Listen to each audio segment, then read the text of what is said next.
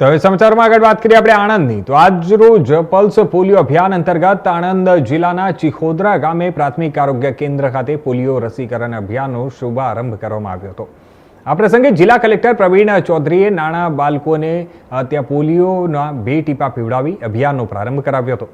જિલ્લા કલેક્ટરે જણાવ્યું હતું કે 5 વર્ષથી ઓછી ઉંમરના દરેક બાળકને પોલિયોના 2 ટીપા પીવડાવવા એ માતા પિતા અને સમાજની સંયુક્ત જવાબદારી છે।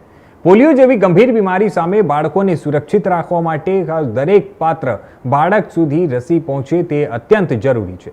તેમણે જિલ્લાના તમામ વાલીઓને અપીલ કરી હતી કે તેઓ પોતાના 5 વર્ષથી ઓછી ઉંમરના બાળકોને નજીકના પોલિયો બૂથ પર લઈ જઈ અને પોલિયોના 2 ટીપા અવશ્ય પીવડાવે અને અભિયાનને સફળ બનાવવામાં સહભાગી બને।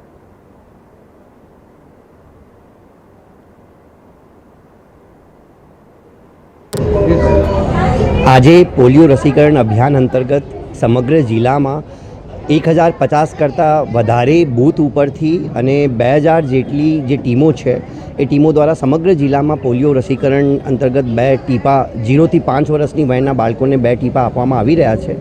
ભારત પોલિયો મુક્ત બન્યું છે, પરંતુ આ સ્તરને બનાવવા રાખવા માટે ખૂબ ઇમ્પોર્ટન્ટ છે કે દરેક વર્ષે જ્યારે રસીકરણની ડ્રાઈવ આવે છે ત્યારે પોલિયોના 2 ટીપા અવશ્ય પીવડાવવા જોઈએ।